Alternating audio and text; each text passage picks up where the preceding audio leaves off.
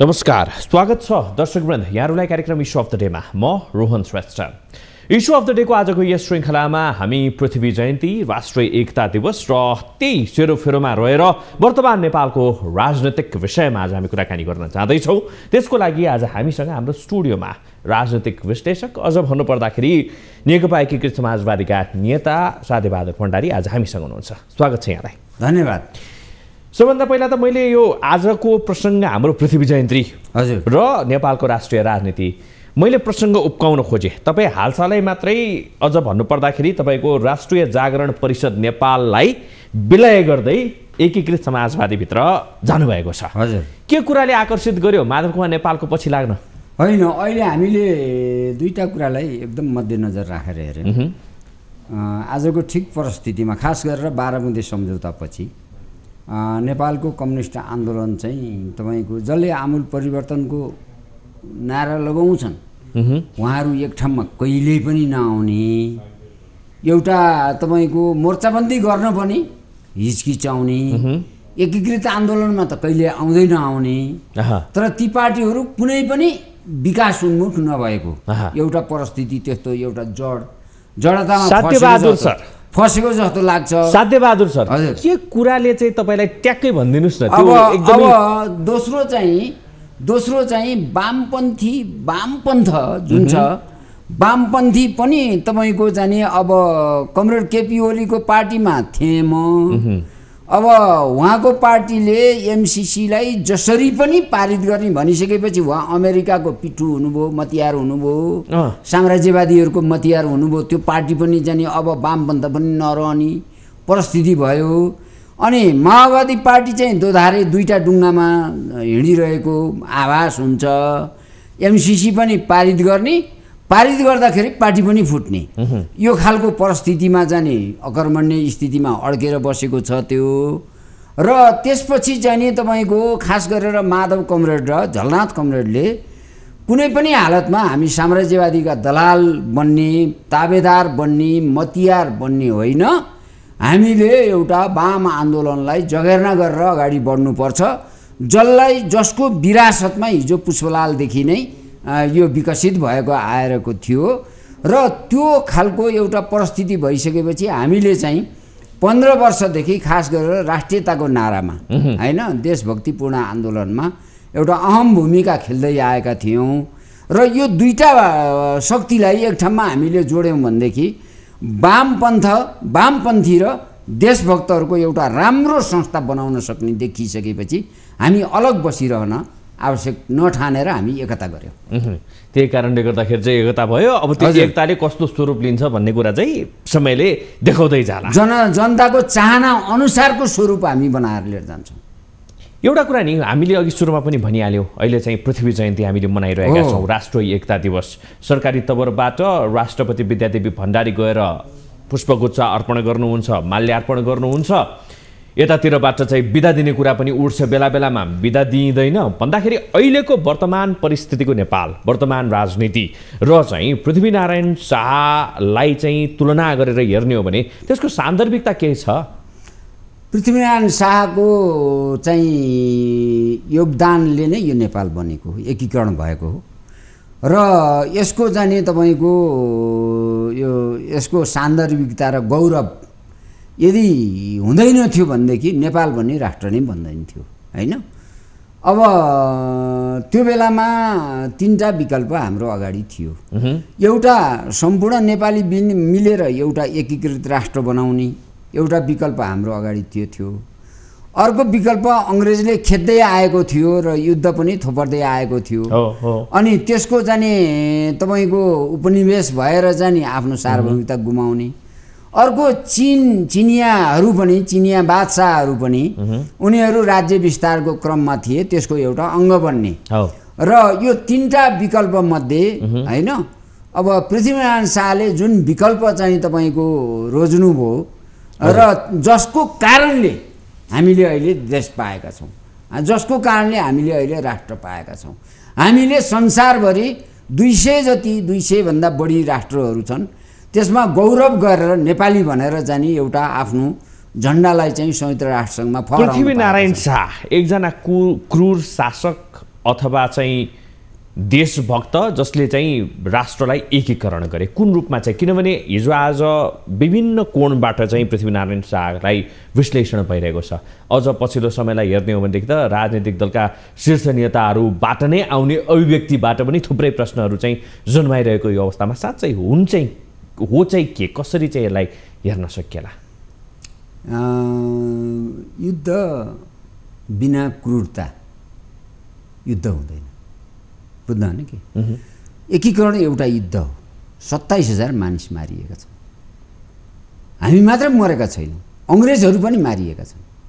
धेरै अङ्ग्रेजहरूलाई नेपाली सेनाले चाहिँ तपाईँको मारेको छ तत्कालीन अवस्थामा छन् होइन। तर त्यो पवित्र हुन्छ। क्रूरता बर्बरता भन्ने चिज, क्रूरता बर्बरता चाहिँ जतिसुकै भए पनि युद्धमा चाहिँ त्यो न्यायिक कुरा हो, बुझ्नु होइन कि? त त्योभन्दा पछि हामी अर्को युद्ध लडिसक्यौँ नि। 52 सालदेखि जनयुद्ध, माओवादीहरूले जनयुद्ध भन्नुभएको छ होइन। अब 17,000 मान्छे मरे नि, उपलब्धि चाहिँ के भयो त? उपलब्धि त छैन नि। तर 27,000 नेपाली मरेर राज्य पाइएको छ, राष्ट्र बन्यो, त्यो पृथ्वीनारायण शाहको विरासतको अन्त्य गर्दै तपाईँले के प्राप्त भयो त भनेर भन्दाखेरि गणतान्त्रिक नेपालमा त प्रवेश गर्यो नि त। त्यो त अर्काको एजेन्डा, हाम्रो एजेन्डा थिएन, त्यो त इन्डियाको एजेन्डा। हाम्रो साथीहरूले त अर्काको एजेन्डा भारी बोके। कसले? अब यो तपाईँ नै चिन्नुहुन्छ, जसले आश्रय लिए होइन। र उहाँहरू त यतिसम्म सम्झौता गरेर आउँदाखेरि यतिसम्म तल गिरेर आउनुभयो कि तपाईँको देश टुक्र्याउन पनि तयार हुनुभयो, अनि विदेशीहरूलाई नागरिकता दिन पनि तयार हुनुभयो, राष्ट्रियताको सौदाबाजी गर्न पनि तयार हुनुभयो। त्यो त 3 जनाको सम्झौता थियो, 12 बुँदे सम्झौता। एउटा माओवादी अध्यक्ष प्रचण्डजी र जानी बाबुराम भट्टराई एउटा किता भयो, गिरिजा प्रसाद 7 बुद्धि छ। यो चाहिँ 7 दल त रहेका थिए नि त, त्यो 7 दलमा सबैजना अटाएका थिए, माधव नेपाल पनि अटाएका थिए। कुरा नउठाउनु नगर्नु उनीहरूको दोष हो होइन। अर्को गिरिजा, जसले चाहिँ तपाईँको उसको सत्ता पुनर्स्थापित हुनु पर्थ्यो। अर्को भारत माओवादी र गिरिजाको बिचमा भएको त्रिपक्षीय सम्झौता 12 बुँदे सम्झौता हो। मैले भन्दाखेरि त्यो 2007 सालको भन्दा क्रूर थियो। किन? 2007 सालमा त नेपाललाई चाहिँ भारतीयकरण गर्ने भन्ने निर्णय पो थियो त, बुझ्नु भएन कि? तपाईँलाई थाहा छ त्यो 2007 सालको दिल्ली सम्झौतामा होइन, नेपालको क्याबिनेटमा को मान्छे बस्ने भन्ने कुरा निर्णय जवाहरलाल नेहरूले गर्थे दिल्लीमा, बुझ्नु भएन कि? राजा कुन स्थानमा बस्ने, राजाको निगरानी गर्नको लागि गोविन्द नारायण सिंह जतिखेर चाहिँ युपीको चाहिँ त्यतिखेर तत्कालीन अवस्थामा उत्तर प्रदेशको चाहिँ गृह सचिव थियो। गोविन्द नारायण सिंह राजाको मुख्य सचिव भएर आएको थियो, बुझ्नु भएन कि? अनि तपाईँको चाहिँ नेपालको चन्द्रेश्वर प्रसाद नारायण सिंह राजदूत नेपालको क्याबिनेट सञ्चालन गर्थ्यो। उसले त क्याबिनेट चलाउँथ्यो, नेपालको क्याबिनेट, बुझ्नु भएन कि? भारतीय राजदूतले चलाउँथ्यो। त्यो सारा बन्दोबस्त गरेर चाहिँ दिल्ली सम्झौता भएको थियो र नेपाल तीव्र गतिले भारतीयकरण हुँदै हुँदै हुँदै अगाडि बढेको थियो। सेनाभित्र पजनी र नयाँ भर्ती गर्ने पनि इन्डियाले गर्थ्यो। त्यो अवस्थासम्म पुगिसकेको थियो, त्यो अवस्थामा पुगिसकेको थियो। 25,000 सेनाबाट घटेर 6,000 मा झरेको थियो सबै पजनी भएर। अनि नयाँ भर्ती गर्दाखेरि भारतीयहरू समेत नयाँ भर्तीको सुरुवात भएको थियो, बुझ्नु भएन कि? यहाँ त तपाईँको उत्तरी चेकपोस्ट 18वटा नाकामा त भारतीय सेना लगेर राखिएको थियो होइन। नेपालको तराई क्षेत्रमा त भारतीय सेनाले आएर दमन गर्थ्यो। नेपालगञ्जमा भारतीय सेनाले दमन गर्यो होइन। 200 जति मान्छे लिएर गएर बहराइजमा थुनेको इतिहास छ। 7 सालको कुरा गर्दैछु म अहिले। तपाईँको भैरवमा जाने डाक्टर केआई सिंहको युद्ध समाप्त गर्नको लागि, विद्रोह समाप्त गर्नको लागि भारतीय सेना प्रयोग भएको थियो। अब तपाईँको बोर्डरमा ती हरेक बर्बरताको अन्त्य गर्दैन, आज चाहिँ एउटा सुनौलो बिहानीको परिकल्पना भएको अवस्था रहेको छ त। त्यही कारणले गर्दाखेरि चाहिँ त्यो शान्ति सम्झौता, पछिल्लो समयको चाहिँ शान्ति सम्झौता सही छ भन्ने वकालत पनि त हुन्छ नि त। होइन, कसैले गर्लान्, उनीहरू जो मान्छे त्यसमा गाँसिएका छन्। गिरिजालाई राज्य सत्ता पुनर्स्थापित भयो। माओवादीले आफूले चाहिँ सेल्टर पाए, नेपालभित्र बस्न पाए होइन। अब तपाईँको भारतको चाहिँ कति एजेन्डा थियो, 40,000 त 40 लाख त नागरिक त पायो भारतीयहरूले लेखिरहेछन्। अहिले नेपालमा शान्ति सम्झौता गरेर त्यो मिसनलाई खटाए बापत त्यसको सबै संयोजन त तपाईँको जाने के अलि पहिला मरेको राष्ट्रपति होइन, अब उनीहरूले गरिरहेथे सबै कुराको संयोजन होइन, प्रणब मुखर्जीले गरिरहेथे होइन। त्यो प्रणब मुखर्जीको संयोजनमा यो सबै काम भइरहेको थियो, बुझ्नु भएन कि। त्यसको ब्याक साइडमा चाहिँ होमवर्क गर्ने चाहिँ श्याम शरण थियो, हेर्नुहोस्, बुझ्नु भएन कि। त्यस कारण चाहिँ यो राजतन्त्र हट्यो के हट्यो त्यसको ग्रान्ड डिजाइन अझै पनि अब त्यो ग्रान्ड डिजाइनले चाहिँ बिस्तारै एउटा किसिमको खाका लिँदैछ, एउटा सेप लिँदैछ भनेर बुझ्नु पर्यो हजुरको कुरालाई मनन गर्ने हो भने। देशभक्तहरूले सुरुदेखि त्यो 12 बुँदे सम्झौतादेखि नै विरोध नगरेको भए मुलुक अहिले मुलुकै रहँदैन, कि टुक्रिएको हुन्थ्यो कि चाहिँ तपाईँको यो गाभिएको हुन्थ्यो। गिरिजाले त गाभिने नै हो। गिरिजाको कुरा गर्नुहुन्छ भने त उसले 2048 सालदेखि नै योजना उसको के थियो त भन्दाखेरि नेपालको पहिला अर्थतन्त्र सबै सिद्ध्याइदिने, बुझ्नु भने कि उत्पादनका क्षेत्रहरू सबै भताभुङ्ग बनाइदिने होइन। तपाईँको 64वटा ठुला उद्योगहरू सबै बेचेर खायो, 14वटा ठुला चाहिँ औद्योगिक क्षेत्रहरू थियो सबै विनाश गर्यो होइन। गिरिजाले त सिद्ध्याउने नै थियो। पहिला अर्थतन्त्र नसिद्ध्याएसम्म त्यो मुलुकको अस्तित्व सिद्धिँदैन क्या। साँच्चै इमान्दार चाहिँ को थिए त? किनभने तपाईँले चाहिँ त्रिपक्षीय कुरा गर्नुभयो, एउटा भारत रहेको थियो, अर्को यतातिर माओवादी थिए, ती माओवादीभित्र सम्भवतः प्रचण्ड थिए अथवा चाहिँ बाबुराम भट्टराई थिए, यतातिर आएर सात दल पनि त थियो नि त। तपाईँले भन्नुभयो मुख्य योजनाकार देखाउने दाँतको रूपमा गिरिजाप्रसाद कोइराला हो होइन। तर त्यसको चाहिँ ओनरशिप त माधवकुमार नेपाल पनि त होला नि त। प्रचण्डले भन्नुभएको थियो, प्रचण्डले तपाईको 2-4 दिन यसो भनेपछि त्यो मानेमा नि इमानदार को त? 2-4 दिन अहिले तपाईँ आफै पनि अब यसरी चाहिँ एकीकृत समाजवादी भित्र चाहिँ खेल्नु भएको थियो। 2-4 दिन युद्ध सेलाए जस्तो भयो भने गिरिजाले भन्नुहुन्थ्यो अरे प्रचण्डजीलाई, ए ठोक न ठोक ठोक हान, काङ्ग्रेसले समर्थन गर्छ भनेर भन्नुहुन्थ्यो अरे। आधार के बुझ्नु भने कि उहाँले प्रचण्डजीले भने त हो नि। अब त्यो आधार त हामीले अरू के फेला पार्ने, उहाँ आफै भन्नुहुन्छ त्यो कुरा, बुझ्नु भने। भनेपछि इमान्दार चाहिँ को छन् त भन्ने कुरा होइन। इमान्दार नभएको भए यो देश बन्दैन थियो, हेर्नुहोस्, बुझ्नु भने। जस्तो तपाईँको मैले यो पछिल्लो कार्यकालमा 12-15 जना मन्त्रीहरू प्रधानमन्त्रीहरू भए होइन, हुँदाखेरि चाहिँ नि मैले 2 जना मान्छे इमान्दार देख्छु। बुझ्नु भने कि एकजना कमरेड झलनाथ खनाल, बुझ्नु भने कि अर्को सुशील कोइराला होइन। राष्ट्रघात गरे कि गरेन भन्दाखेरि चाहिँ नि माधव कुमार नेपाल र झलनाथ खनालको बालामा कुनै राष्ट्रघात भएन, बुझ्नु भने कि होइन। राष्ट्रघाती एजेन्डा अगाडि बढेनन्। तपाईँको यी दुईटाको पालामा अब के हो त भन्दा हामीले अब नेपालमा कम्युनिस्टहरू त खोज्न पर्ने हुन्छ होइन, कुना कुना दुलो दुलो खोज्न पर्ने हुन्छ। किन त भन्दा कम्युनिस्टको बिचमा एकतै छैन।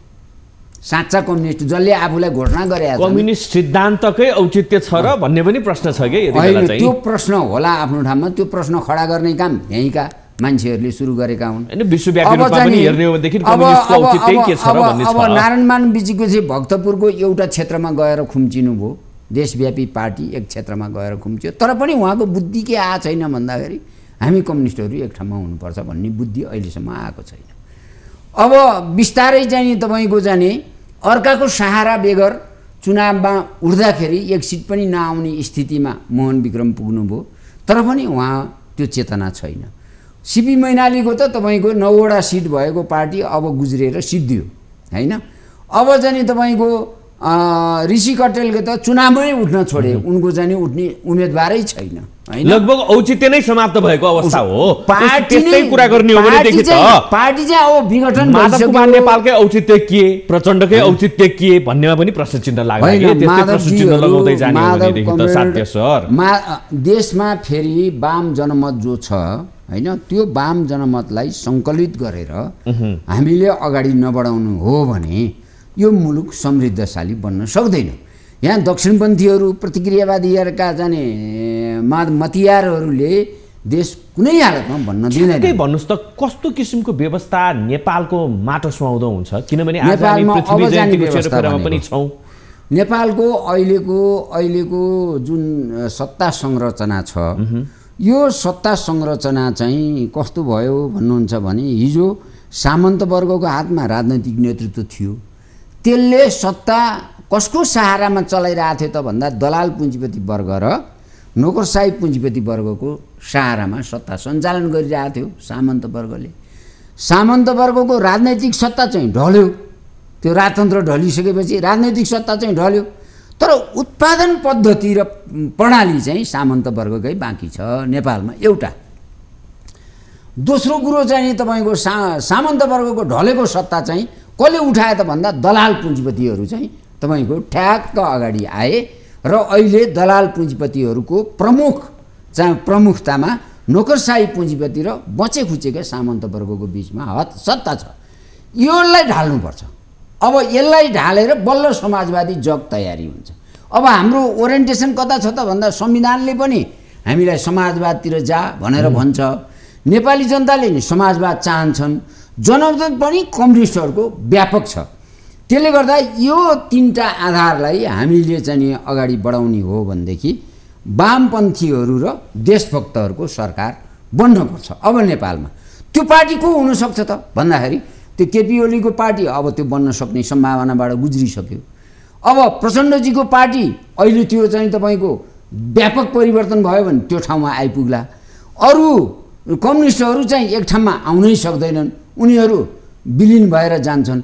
अब त्यो सम्भावना कहाँ छ त भन्दा हामीले देशभक्तपूर्ण आन्दोलनको व्यापक रूपमा परिचर्चा गऱ्यौँ ६३ सालदेखि नै, त्यो मात्र होइन ५४ सालदेखि नै यो नेपाल सिक्किम बनाउने तयारी छ है, यो इन्डियाको ग्रान्ड डिजाइन छ भनेर हामीले त्यतिखेरदेखि उठाएको मुद्दा अहिलेसम्म उठाउँदाखेरि साँच्चै नेपाललाई चाहिँ तपाईँको सिक्किमकरण गर्न खोजेकै इन्डियाले भन्ने कुरा भयो। त यो कुरा महसुस गर्ने चाहिँ अहिले comrade Jhalanath Khanal, comrade Madhav comrade Nepal र हामी छौँ।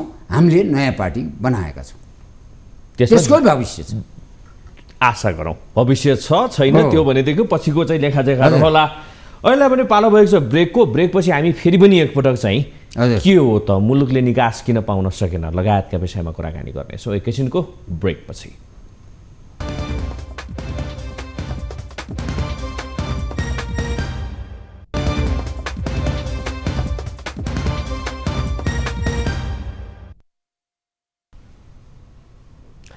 पुनः स्वागत छ दर्शक यहाँलाई कार्यक्रम इस्यु अफ द डेमा। आज हामीसँग हुनुहुन्छ साध्य बहादुर भण्डारी। पुनः स्वागत छ यहाँलाई। धन्यवाद।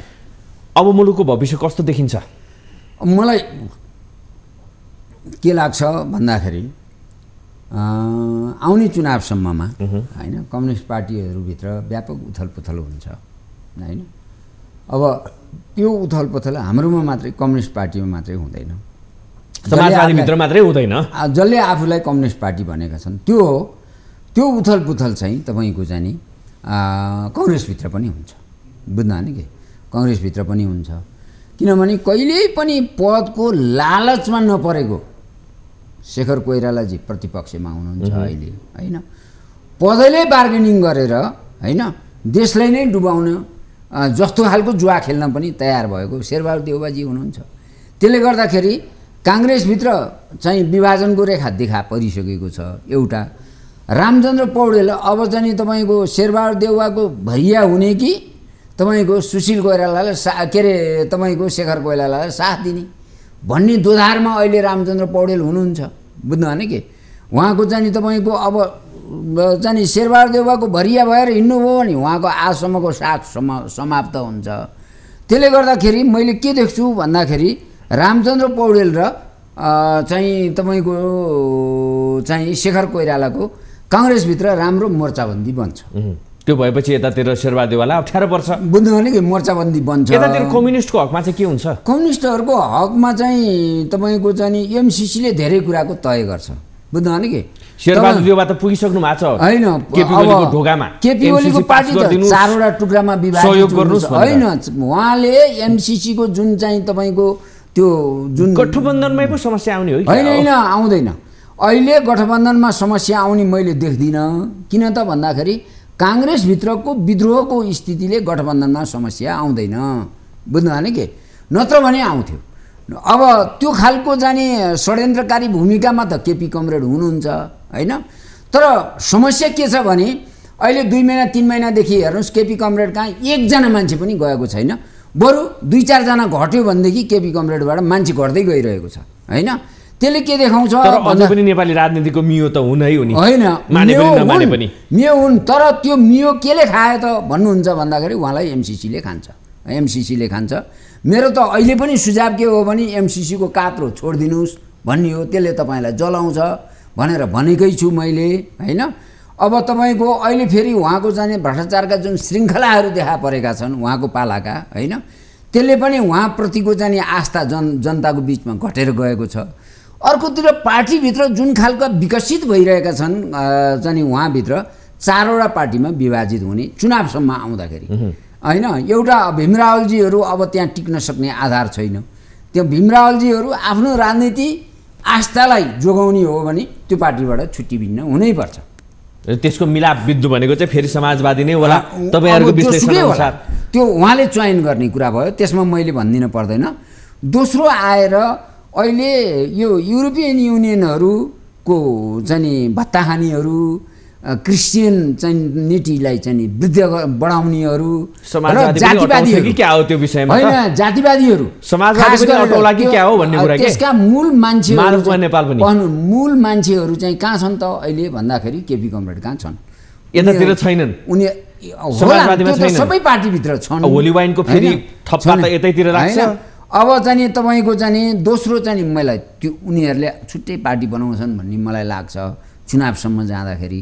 तेस्रोमा गएर माओवादीहरूलाई केपी कमरेडको चाहिँ जुन खालको ट्रेन छ, हुर्केको ट्रेन, बुझ्नु भने कि त्यो सामाजिक फाँसीवादी ट्रेन छ नि त उहाँको, त्यो ट्रेनले चाहिँ तपाईँको जाने र दुईटा, एउटा धोकेबाज, अर्को षड्यन्त्रकारी र अर्को सामाजिक फाँसीवादी, यो 3टा ट्रेन जो केपी कमरेडको छ, यो ट्रेनले माओवादीका रामबहादुर थापा बादलहरू टोपबहादुरहरूलाई निस्कन बाध्य बनाउँछ। भर्खरै एउटा प्रश्न पनि गरेँ नि, होली वाइनको ट्याग त फेरि माधव कुमार नेपाललाई पनि त लाग्छ नि त। यो त अब होली मान्ने कि नमान्ने भन्ने कुरा के तपाईँले चाहिँ यसरी पश्चिमा शक्ति, युरोपियन युनियन लगायत कुरालाई चाहिँ इङ्गित गरिरहँदाखेरि त्यो इङ्गिततर्फ चाहिँ यतातिर मनन गर्ने हो भनेदेखि त उनी पनि अछुतो त छैनन् भन्ने कुरा हो, तपाईँकै पार्टी अछुतो छैनन् भन्ने कुरा हो। विगतमा त्यस्ता कुरा होलान्, तर माधव कमरेडले के भन्नुभएको छ भने विगतका कमी कमजोरीहरू हामी सच्याएर जान्छौँ भनेर भन्नुभएको छ।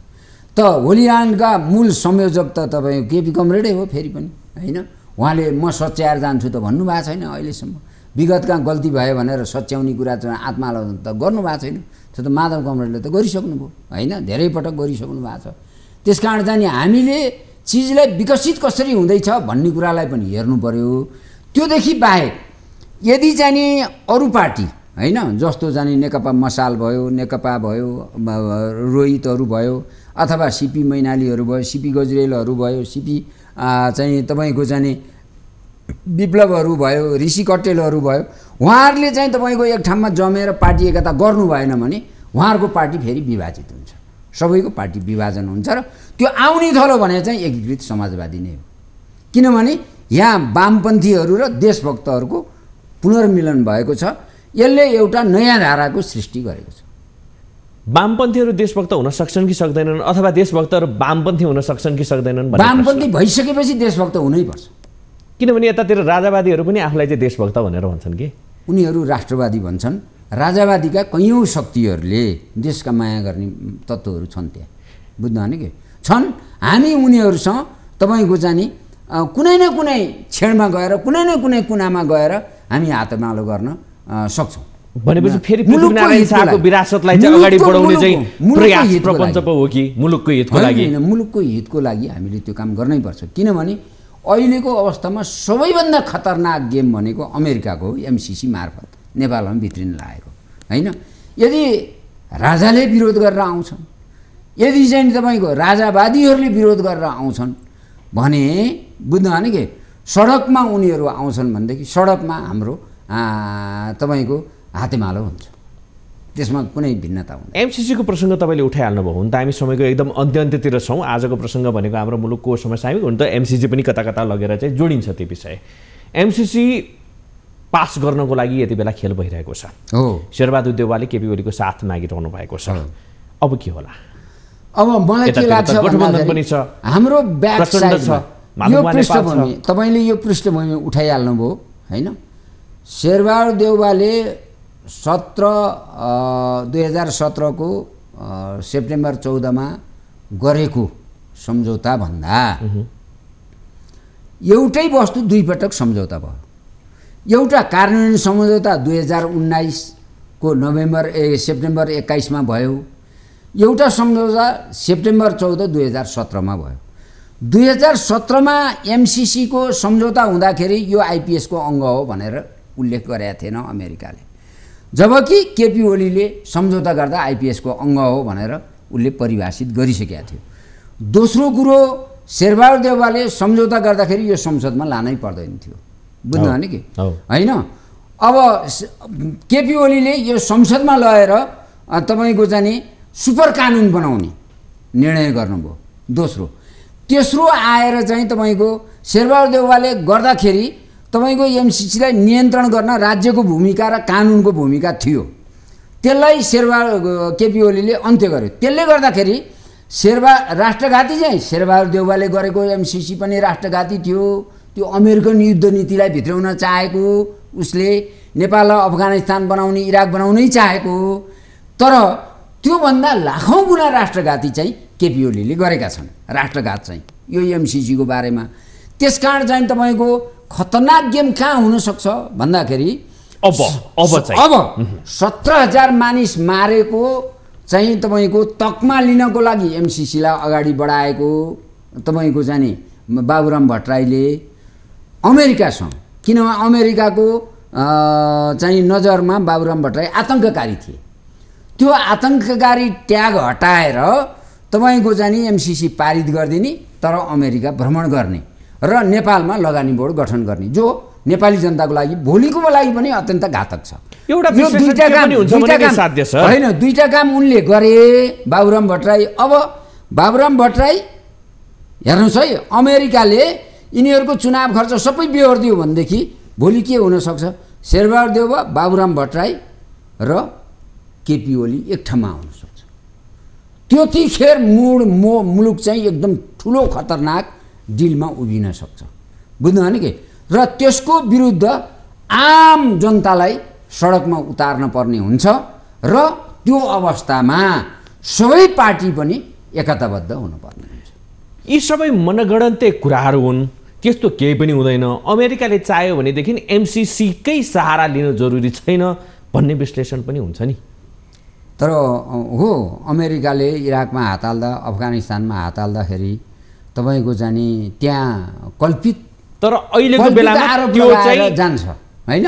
तर अमेरिकाले के पनि सोध्छ भन्दाखेरि होइन, तपाईँको जोन केनेथ न्याउस होइन, जसमा अमेरिकाले तिब्बत फुटाउनको लागि 10 वर्ष युद्ध गर्यो, नेपाललाई ट्रेन्च बनाएर, मुस्ताङ जिल्लालाई ट्रेन्च बनाएर, जो गे वाङदी मारिसकेपछि त्यो युद्ध समाप्त भयो।